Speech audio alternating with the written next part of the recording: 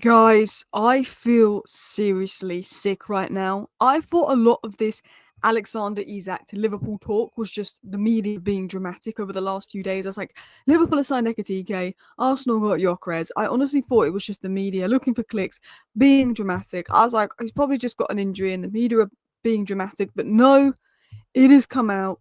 The big news story has come out. Alexander Isak has now informed Newcastle United that he wants to leave. The club are aware of the player's plan and now must decide how to move. I've always felt with the Alexander Isak situation, if Isak was happy at Newcastle, they weren't going to sell him. And I think there was talk of 130 million Liverpool willing to spend on him. And I said, if Isak isn't pushing for a move, they won't sell him. I said, if Isak starts pushing for a move, they could sell him. But Liverpool have signed Ekitike. Liverpool have signed the Isak alternative, which means if you're Newcastle, you probably don't want to sell Isak even more now, particularly to Liverpool of all clubs. Of course, you can never rule out Chelsea. Man United haven't signed a striker. I could delude myself into that. He's not coming anywhere near us.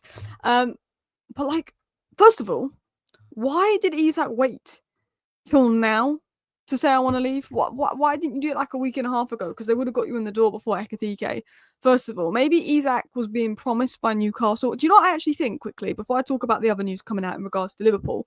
I honestly think that Isak was being told by Newcastle, we've got this ambitious project, we're going to sign this player, that player, and then he sees, okay, they've missed out on Cunha, they've missed out on Delap, they've missed out on Mbumo, and now they've missed out on Ekitike. And I think Isak maybe got excited at the idea of playing with Ekitike, and Langer had come in, and I think now that Newcastle, and I feel really sorry for Eddie Howe. I think Eddie Howe was a fantastic manager, fifth Champions League football, and won the Carabao Cup. Eddie Howe had a fantastic season, first trophy to Newcastle in a while. Didn't really get anyone last summer. I'm not counting ECILA. I'm not counting Lloyd Kelly? I'm not counting them as signings last season. And it's another summer where only right now he's got a Langer in the bank. Only a Langer in. Only. And I really do feel for Eddie Howe. I think he's been done dirty. And I don't know if it's a case of Newcastle trying to be careful with PSR. Newcastle just can't attract the players. I don't know what the case is there. But maybe is what's motivated Isak to say, you know what, I want to leave. Just to let you guys know, I am filming this in a public setting, so I do apologise if there is any background noise. There's just nothing I can do, to be honest. Your girl is out and about. But yeah, this is the big news. This is the big story, because I've always felt the last 3 or 4 days, I've not really paid any attention to the Isak news the last 3 or 4 days. I've always thought, you know what, he's going to stay at Newcastle. That will be the case. Liverpool have signed Ekitike, that maybe Liverpool go for Rodrigo with Diaz rumoured to Bayern. But right now, I think Liverpool would go for Isak over Rodrigo. Even if Diaz is sold, and we're going to talk about that in a minute, Liverpool clearly want Isak and they're not giving up on it. And Romano has just dropped now. Understand that Alexander Isak remains a target for Liverpool even after signing Ekitike, but it will depend, of course, on Newcastle. If Newcastle open the doors to an exit and Liverpool sell Diaz, they can bid after direct contact was made 10 days ago. So potentially, it looks like if they sell Diaz, they can bid. I think if you're Liverpool, you'd probably want to move on Nunez and then bid. But I think Diaz is the one that's going to bring you in the money at this rate, because Napoli have moved away from Nunez. But it's one of those now. I think if Liverpool make a big sale, either Diaz or Nunez, they could make their move for Isak, who's unsettled. And now he's unsettled and now he's not on the tour. Newcastle have made it clear they're not going to sell. And I've always felt, by the way, that Isak was going to stay at Newcastle. I've always felt he was going to stay at Newcastle. But now, not so much. Now I feel like if Liverpool get the money and they put in a bid, Newcastle will give the green light to this deal. And that's the thing that's been stopping this. Newcastle have been like, no, this is not happening. This is not happening. Despite everyone wanting Isak, Newcastle might be like, look, this is going to put us in a good PSR position. They could give the green light. And look, where's the money come from? I'm assuming Isak and Diaz. Not Isak and Diaz. Diaz and Nunez, sorry. I assume the money would come from Diaz and Nunez if they can sell them. But 150 million, I think Liverpool, there was talk of them preparing 130 million. I think 150 million Newcastle, with the player wanting to go, Newcastle would sell. Would they sell for 130 million? That is the question. But Newcastle in a strong position. They're in the Champions League. At the end of the day, if I'm Alexander Isak, they're in the Champions League. It's not the end of the world. It's not the end of the world if you stay another year at Newcastle. It's a good side. They're in the Champions League. I think Isak is just disappointed by Newcastle not backing Eddie Howe, their lack of ambition there. But the interesting thing I've noticed is the Newcastle-based journalists have been very like, Isak staying, they won't sell Isak, this and that. The Newcastle-based journalists have remained very firm on the Isak speculation and have sort of been getting annoyed, I think, at Liverpool links and other mainstream media linking Isak away from Newcastle. But there's sort of a shift now. There's sort of a shift now in how the Newcastle-based journalists are reporting this. And even they're saying, you know, okay, Isak has been affected by the interest of Liverpool. Doesn't name Arsenal there. So I clearly think it's Liverpool that Isak wants. And it feels horrible saying this as a Man United fan, but I can't blame him for wanting to go to Liverpool. I think any player in the world wants to go to Liverpool right now. What they're building is ridiculous. It's disgusting and I feel sick.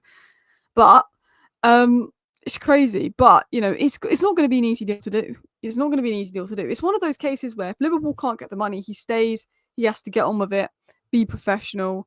If Liverpool get the money, I think he could go. How do Newcastle replace him? Tesco, Kolo Muani, Nicholas Jackson. I think Nicholas Jackson would be not an awful move for Newcastle. Newcastle fans are going to kill me for saying that. I honestly don't think it would be a bad move. It'll be interesting to see what happens. You know, Sesko, Nicholas Jackson on the market. I mean, there's not the best names out there to replace Isak. Ekitike was the best name out there to replace Isak. So I think that will put Newcastle off potentially selling him.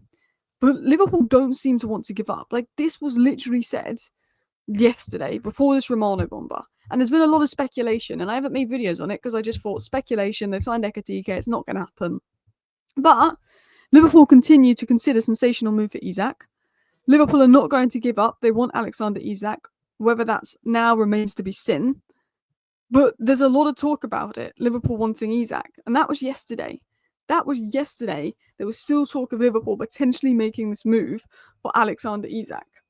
All I'm going to say is Alexander Isak and Ekitike in the same team with Florian Wirtz, Mohamed Salah, Cody Gakpo. They've got the likes of McAllister, Szoboszlai, Gravenberch. They're set to apparently bring in Mark Gay in defence to replace Kwanzaa as well. I don't know when that's going to happen. That makes me feel sick. It's not like Liverpool's transfer window is beyond scary. It's not just scary, like it's beyond scary. It's not just like Wirtz and Ekitike and Frimpong and Kirkes after winning the league. It's like, oh, and we might add Isak, and we might add Gay, and we might add Rodrigo. It's like, when are they going to stop? Like, I actually feel sick. I couldn't be bothered to fill out the defenders because you know who the back four is. Although he's been playing Szoboszlai right back. I could have added Szoboszlai in the midfield, just didn't. He's been playing Szoboszlai right back, so you never know what the plan is. We will do pre-season videos on Saturday, but my only question is, okay, Isak Ekitike, Chiesa's not on tour, he's set to go, which I still think Chiesa deserved more chance, but Isak Ekitike, yeah? Gakpo on the left, Salah on the right. You've got Diaz, I think, will go, but I do think if Diaz goes, you need a winger. That's all I'm going to say is, because Chiesa's set to go, Nunes will probably go. If Diaz goes, I think you need a winger, but I think if you sell Diaz and Nunes, you could probably afford a winger and Isak because, you know, in a good position PSR-wise. But this is like Liverpool's attacking options. There's Gakpo, there's Isak, there's Salah. That is going to be the main front three. Diaz probably needs to go to forward. I think Harvey Elliott's better in the 10 than on the right. I think Harvey Elliott could be sold.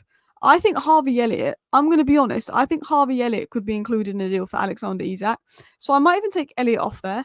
I think Liverpool could offer 100 million in Harvey Elliott to get Isak over the line if I was going to guess something. Because I think Harvey Elliott would be a really good signing for Newcastle United and something Newcastle United should consider. But I do look at it and I think, okay, if they do sign Isak and Ekitike, that's insane because Ekitike can play on the left. They've got Rio and Yumoa, who looks like a absolute baller they can develop on the left. But I do think, you know, maybe a Rodrigo or even like that Malik Fofana guy who like might be cheaper and more affordable than Rodrigo. At least it gives you another option there. And I think with Malik Fofana, because you've already got two complete wingers in Salah and Gakpo, bringing in a young winger that's going to learn is also quite a good option for Liverpool.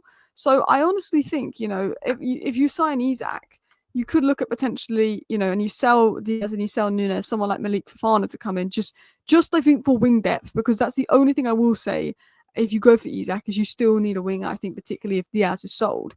But you look at that depth there. You know, I haven't even put Szoboszlai in this team. You look at the fact that Wirtz could play up here if need be. And I've not added the likes of Szoboszlai to this team. I'm assuming Harvey Elliott, Diaz, Chiesa aren't going to be there, Nunes aren't going to be there. But that is ridiculous. Hopefully it doesn't happen. But Liverpool fans, look, I'll do another video on this if it develops any further, but I'm just going to do this for now. But if there is any big developments, there will be another video on this, but it's ridiculous. Anyway, let me know your thoughts down below. Thank you for watching. Bye.